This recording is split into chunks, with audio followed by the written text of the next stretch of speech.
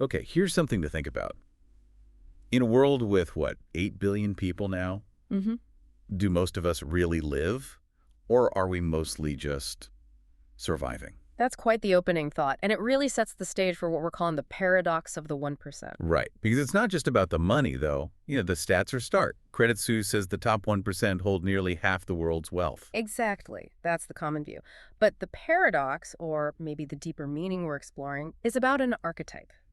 It's about personal mastery, the ability to truly act and shape your life. We're talking about people who manage to shift from just getting by to really genuinely thriving. Maybe starting from, well, anywhere. And that's our mission today in this deep dive. We're going to unpack five fundamental qualities. This came out of a big 5-year research study. 5 years, wow. Yeah, deep research, hundreds of personal conversations. We're talking influential entrepreneurs, billionaires, founders, top managers. But the key is they built their success pretty much from scratch. That's crucial, isn't it? Not inherited talent, not a silver spoon situation. Yeah. Absolutely not. The study really focused on those who battled through failures, real internal struggles to get to the top. So these are qualities anyone can develop. That's the idea. They form this powerful, interconnected system.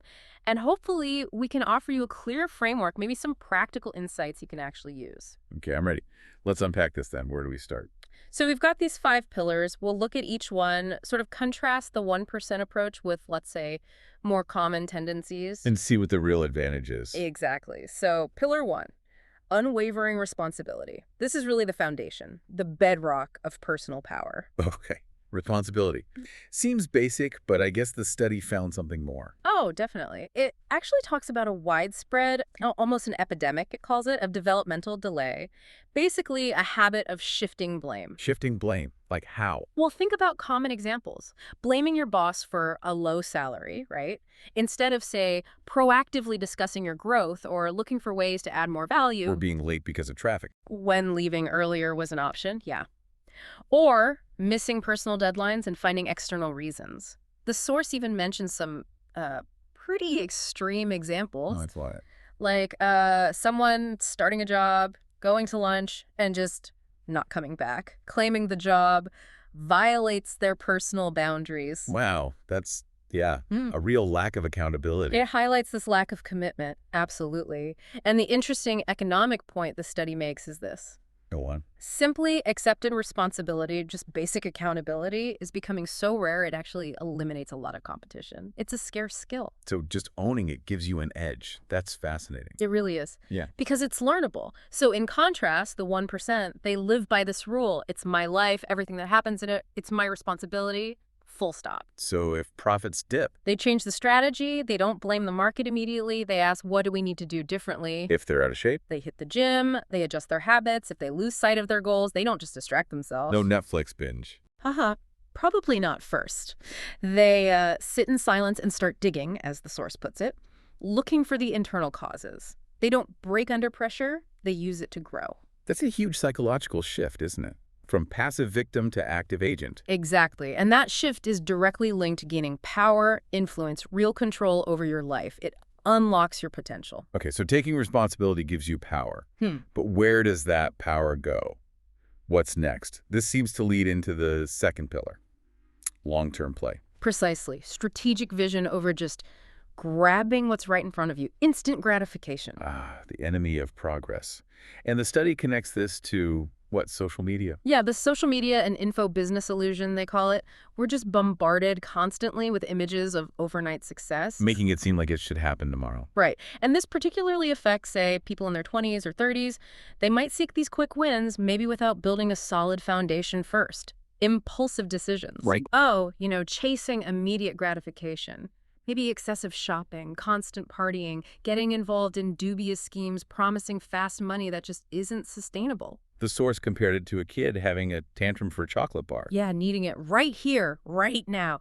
It points to a kind of immaturity in decision-making, a really high temporal preference. Temporal preference. Yeah. Meaning valuing today way more than tomorrow. Exactly. Our brains are kind of wired for it, but the 1% actively fight that impulse. So how do they operate, if not short-term? None of them think short-term. Yeah. Seriously, none. Their horizon is like 5-10 years out. Minimum. Wow. So they're thinking. They're focused on questions like, how do I build the resources, the schedule, the environment around me so that in 5 or 10 years, things like nice cars, houses, easy travel, they aren't the goals anymore. They're just everyday life. That's the aim, just part of the background noise of an abundant life. And to get there, they are willing to sacrifice immediate comfort. Delayed gratification, classic. Absolutely. They understand that every decision here and now affects where you will end up later. Every single one. And that applies across the board. Totally. Which tasks you choose to work on, how you manage your health, the balance between work and rest, it all compounds. So small decisions, adding up over years, lead to massive results. That low temporal preference allows for strategic investment, building real sustainable wealth and abundance. It's the power of compounding in action. Okay, that makes sense. Responsibility, long-term vision. What's pillar number 3? Freedom. That sounds nice. It's more than nice, according to this research. It's freedom as the highest currency. And this one challenges some common ideas about success. How so? Well, the author points out something interesting. Look at many publicly successful people, celebrities, politicians, even some billionaires. Are they truly free? Maybe not always. Packed schedules, obligations. Exactly. Rigid schedules, contracts, constant demands. They might be trapped in what the source calls a golden cage. Golden cage, I like that. So, seeming success, but no actual freedom. Right. And it happens because people, even successful ones, often just say yes to things.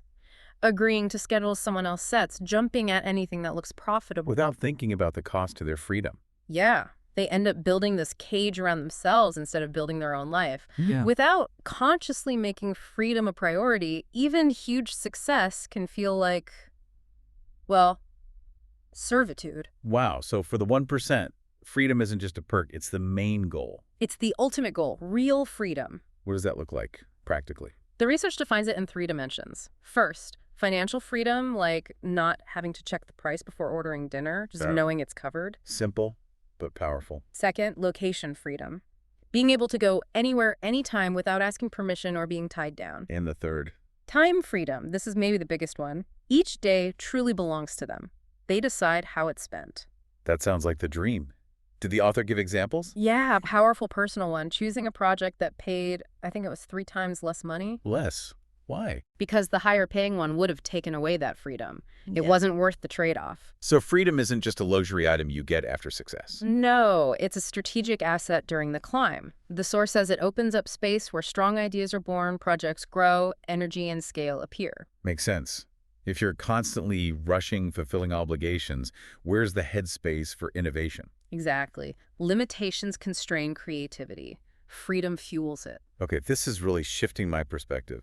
Responsibility, long game, freedom. What's pillar 4? Craft of creation. Yes. Craft of creation work as self-actualization, not a search for destiny. This one pushes back hard against a really popular idea. Which idea is that? The whole find your passion, discover your destiny narrative. Yeah. You know, the belief that work should just feel easy and fun all the time if it's the right thing. Ah, yes. The follow your bliss idea. What's wrong with that?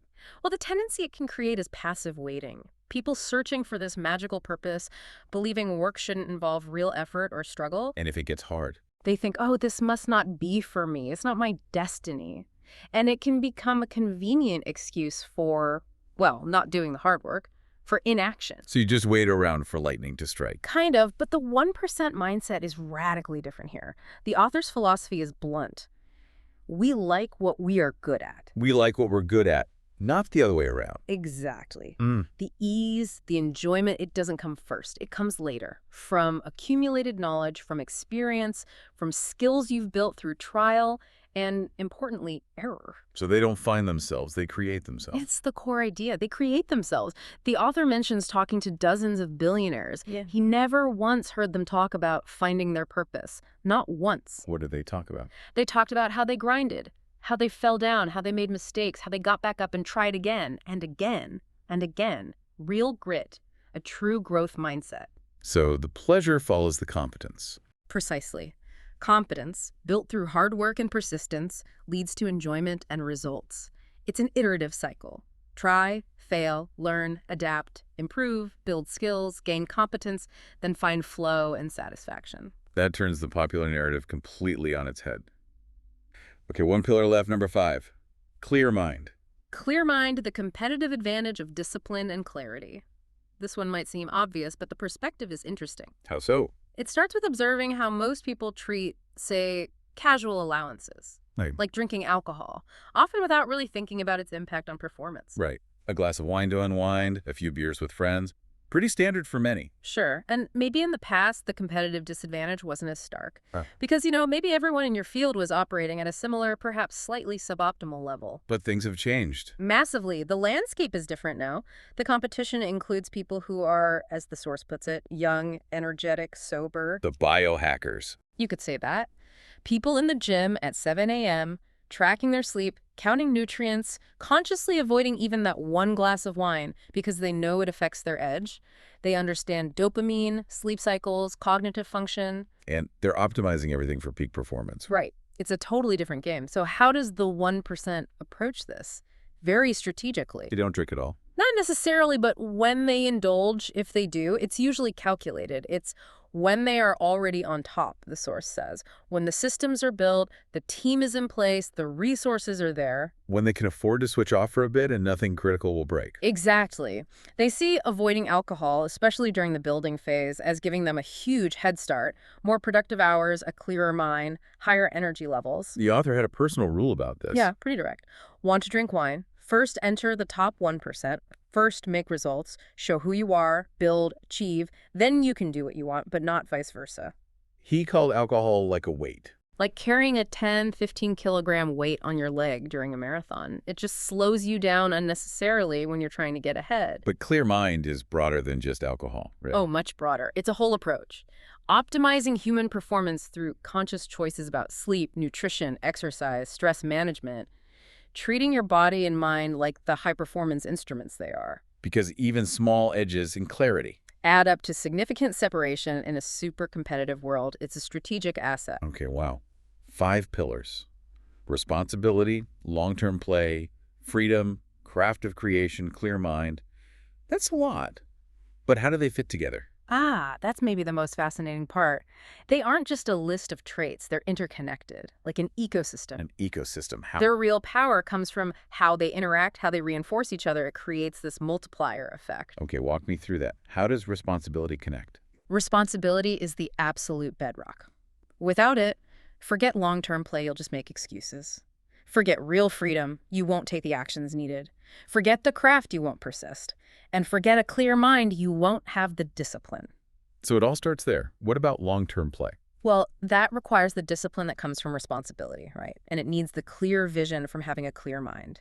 And often, successfully playing the long game is what leads to freedom. And freedom. Freedom is interesting. It's both a reward for the other pillars, but it also fuels them. It gives you the space for deeper craft of creation and the autonomy to maintain a clear mind. Makes sense. And craft of creation. That's the active expression of responsibility. You're Right. building something, and it demands the focus and energy you get from a clear mind. And clear mind loops back. Completely. It provides the mental and physical resources to fully embrace responsibility, to effectively plan and execute long-term play, to truly utilize freedom, and to have the stamina for the craft of creation. So it's a system. You can't just pick one. You can try, but the research suggests the absence of even one pillar weakens the whole structure. It can kind of pull you back towards that default survival mode. It really is a holistic system then, a complete mindset shift. Exactly. It's the whole package working together. Okay, so if this system is so powerful, the big question for anyone listening is, how do you start building it? Is it too late? Definitely not too late, but the research stresses acting now, not tomorrow, not next Monday. Why the urgency? Because, as the source puts it, every day of delay is a day when someone else becomes stronger than you. It's about momentum. Procrastination isn't just lost time. It's falling further behind those actively building these qualities. A cumulative disadvantage. Ouch. Okay, so let's get really practical. Action steps. What can someone listening do today? Starting with responsibility. Right. Conduct a responsibility audit. Look at a recent problem or setback. Instead of listing the external reasons, force yourself to identify how you contributed or what you could have done differently. And maybe try a no-blame week. Great idea. For 1 week, consciously reframe every negative event or frustration as, okay, this happened. It's my responsibility to fix it, learn from it, or adapt to it. No blaming others, circumstances, nothing. Okay, practical step 1. What about long-term play? How do you shift from months to years? Start by defining what everyday abundance actually looks like for you. Not vaguely, but specifically. What does life feel like 5, 10 years from now if you succeed? Get clear on that vision. And then, Then identify one source of instant gratification you regularly indulge in. Maybe it's that daily expensive coffee, maybe impulsive online shopping, maybe too much social media time. just one thing. Start with one and consciously decide to forego or delay it. Then this is key. Redirect that resource. If it's money saved, invest it. If it's time saved, use it for learning a skill or working on that long-term project. Connect the sacrifice directly to the future goal. Okay, actionable. Now, freedom is the highest currency. How do you prioritize that? First, define what freedom means to you. Is it financial independence? Location independence? Control over your time? Get specific. Once you know what it looks like. Start evaluating opportunities, jobs, projects, commitments through that lens. Ask, does this move me closer to or further away from my definition of freedom? Even if it means less money up front sometimes. And look for those golden cages. Yes. Analyze your current commitments. Is there something that looks good on paper, maybe pays well, but actually traps you and limits your freedom? Identify one and start developing a strategy to reduce its hold or eliminate it over time. Right. Gradual steps. Now, craft of creation, ditching the destiny excuse. What's the action? Embrace the philosophy. We like what we are good at. Shift focus from finding the perfect thing to simply getting good at something valuable through consistent effort. Wow. Choose a skill or area you want to develop, maybe something related to your long-term goals. Then commit to consistent, focused practice, even just 30 minutes a day, but do it for, say, 90 days straight. Regardless of whether it feels fun initially. Especially then, track your progress. Notice yourself getting better. Celebrate the competence you build, because that's where the enjoyment will eventually come from. Wow. Focus on the process, not just the distant outcome. Okay, makes sense. Build the skill, enjoyment follows. Lastly, clear mind. Beyond just try harder. It's about treating yourself like a high-performance asset. Yeah. So, the basics. Prioritize sleep. Seriously. Track it if you have to. Pay attention to nutrition. How does what you eat make you feel and perform? Get regular physical activity. And the alcohol point. Evaluate its impact, honestly. Maybe experiment. Try 30 days completely alcohol-free. Don't just do it, but track the difference. Note your energy levels, your mental clarity, your productivity. See if you notice that 20–25% power difference the author talks about. Just observe the data for yourself. Exactly. Make informed choices based on how things actually affect your performance. Okay, so those are concrete actions for each pillar. Responsibility audit, long-term vision mapping, freedom prioritization, consistent skill practice, and optimizing physical mental inputs. Oh, it's a starting point for building that interconnected system. So wrapping this up, we've journeyed through these 5 pillars. Unwavering responsibility, playing the long game, valuing freedom above all, embracing the craft of creation, and maintaining that sharp, clear mind. And we've seen how they are not just separate traits, but a synergistic system distinguishing those who consciously shape their lives. What really stands out, I think, is the conclusion from the research you mentioned earlier. Yes. That these qualities, they do not require talent, only will. Only will. That's powerful. It makes it accessible, doesn't it? If you're willing to do the work. It puts the power squarely back in the individual's hands. It's a choice. Which really brings us to the final thought for you, the listener. Mhm. This path, the one towards living your, let's say, ideal life, it seems to start right now with developing these very qualities. The choice is always there. So the question becomes, will you continue operating in that survival mode, maybe waiting for circumstances to change? Or will you choose, consciously, to start creating your reality by mastering these principles? What stands out most to you from all this?